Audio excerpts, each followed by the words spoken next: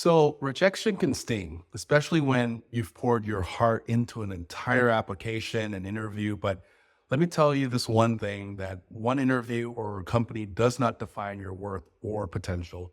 Today, we'll break down what you need to do right after a job rejection to keep moving forward stronger than ever. If you haven't subscribed yet, hit the subscribe button and the bell to be notified every time we post a new video about job search advice, or if you're just looking for encouragement, wisdom, and practical guidance in your career transition journey, let us be your guide. So rejection comes to all of us at some point in our lives, and being rejected for a job after an interview or application submission can feel especially tough. As an executive career coach and former recruiter, I engage with thousands of job seekers daily, whether that's through LinkedIn, email, Zoom. The common image I get of today's job search is this. Yes, that's right, a roller coaster ride. That's how the job search feels for most people. But I want to encourage you, people are still getting jobs today and will continue to do so. There is hope, and what I'm about to share will help you navigate the inevitable ups and downs of searching for your next role. I've helped countless clients do just that. And if you're looking for inspiration, check out our testimonial page and listen to some of the stories that will motivate you to keep pushing forward. I often interview my clients after they have secured a new job, and everyone you see there has faced heartbreaking job rejections, but has overcome them, and you can too. Click on the link below to visit our testimonial page. So I'm Chuks, also known as Dr. A, with 20 years of experience in HR and recruitment for leading companies. My wife and I founded Career Calibration to help seasoned professionals land six-figure plus roles without the frustration of relying solely on job applications. We've worked with many discouraged job seekers and have helped them land amazing roles. So if you're a seasoned professional experiencing rejection after rejection, stay tuned until the end. I'll share how we can support you by inviting you to work with us. So point number one, don't wrap your value into one interview or company. First things first, your value is not defined by one interview or company. Remember, one opportunity doesn't dictate your worth or your future. It's important to see the bigger picture and understand that this is just one step in your journey. Opportunities come and go, and another one will eventually come your way. And I know it can be disheartening to be rejected for a job you're completely qualified for, or even overqualified for.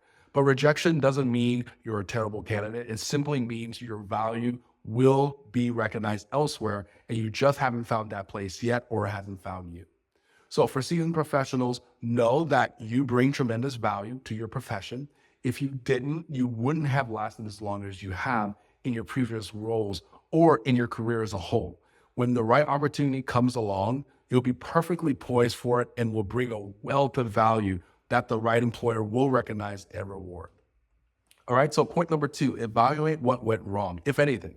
After the dust settles, take a moment to evaluate what might have gone wrong. If anything, try to remove as much emotion from the situation as possible and take a more data-driven, objective approach, especially if you've received any feedback from the employer. Getting feedback can be challenging. Sometimes it's like pulling hen's teeth. And in case you didn't know, hens don't have teeth.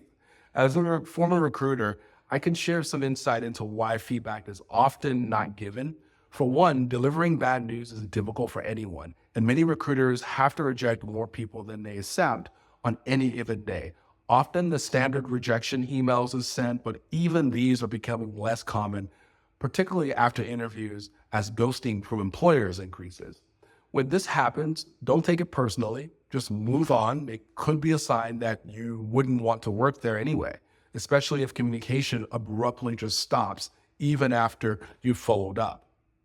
Another reason for lack of feedback is that some hiring leaders may give reasons that can't be shared for legal reasons. I've heard things like, he or she is too old, or they're expecting a baby soon and I don't want to deal with maternity leave. These kinds of comments are obviously wrong, but they're things recruiters might hear that they can't share to avoid legal repercussions. So sometimes vague or general feedback is given or none at all. So if you don't get feedback, you may never know the real reason, and that can be a good thing. why would you want to work for a leader who harbors such thoughts about you?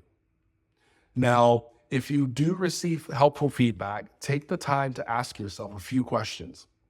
Is this something within my control that I can improve? Or is this something out of my hands? Sometimes the decision had nothing to do with you at all. It can be due to restructuring, budgetary issues, internal talent being found, or the company going in a different direction. Or there may have been simply, been a stronger candidate, and that's okay. If there are areas that you can improve, such as how you explained your experience or how you articulated handling a critical problem, these are tangible things you can work on. So learn from the feedback, make adjustments, and just keep pushing forward. All right, so point number 3, controlling the controllables. So this leads us to the next important point, controlling the controllables. It's human nature to want to control everything: people, situations, outcomes. But by now, you probably know there are some things in life you simply can't control. This is especially true in the job search. For example, you can't control your competitors. There are often multiple people interviewing for the same role, and you may never know who they are, what skills they bring, or how well they'll perform in the interview. That's completely out of your hands. You also can't control hiring managers. Hiring decisions can be influenced by personal preferences. Maybe the candidate's daughter goes to the same college as the hiring managers, or the hiring leader is pressured to hire their superior's nephew. These are things you may never know, so it's not worth worrying about. Additionally, you can't control company culture. Sometimes you might be dealing with a toxic work environment where hiring decisions are driven by office politics that have nothing to do with the job. Or perhaps one department is battling another for resources, and hiring you could send the wrong message to another department, leading to the hiring process being halted. I've seen it all. So you can't control these things.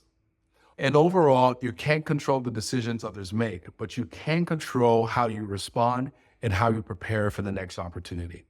So for example, you can control how you market yourself. Maybe you're not presenting yourself effectively through your resume, LinkedIn profile, or cover letter, or even in your interviews. This is something you can change.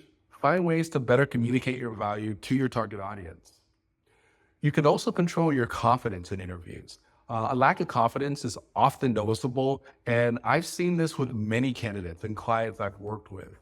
It's something that comes up in debrief meetings with hiring leaders, and this stems from mindset, something you can work on to ensure you show up as your best self for your next interview. You can also control your job search strategy. If applying to 100 jobs a day isn't working, switch it up. Try something different. Perhaps you need to connect with decision makers directly and start career conversations with them. Maybe you should consider a different industry altogether, or perhaps it's time to talk to a mentor who can guide your search. Reconnecting with old colleagues to see if they can offer leads or make introductions is another great strategy. So focus on controlling the controllables and let go of the things that you can't control.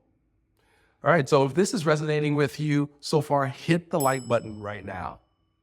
Also, if you feel that you need more help on controlling those controllables, type in the comment area the word GMH, which stands for Get Me Hired, and I will send you a link to register for a free training that will help you with some of these things. This brings me to the last principle, or the last point. I once heard a quote, and although I'm not sure who said it first, it's a great metaphor for this point. Don't put all your eggs in one basket. Instead, have many eggs in many baskets. In your job search, this means creating multiple opportunities for yourself. Don't rely on just one company to pan out for you. Apply to different roles, network with a variety of people and companies, and keep your options open. The more baskets you have, the more chances you create for success. I know this is easier said than done, especially when it comes to networking. On one hand, networking can be filled with rejection. On the other hand, it's an opportunity to rise above those feelings of rejection. This is tough for most people, especially in our digital age where we're so accustomed to texting and emailing. Rarely do we step outside of our comfort zones to talk to someone new, let alone when we're in need of a job. It can feel personal when you're rejected in that vulnerable place. But here's the good news. If this is difficult for you, It's an area where you can grow. Networking can open up far more opportunities than applying to thousands of jobs, and it can accelerate your search. Remember, a single in-person or virtual conversation with the right person can be worth more than 1,000 job application submittals. Step outside your comfort zone and start reaching out to people you wouldn't normally connect with. If you get rejected, that's okay. It's their loss. If you do this enough times, you will eventually find someone who's interested, and that one conversation could change the entire trajectory of your career.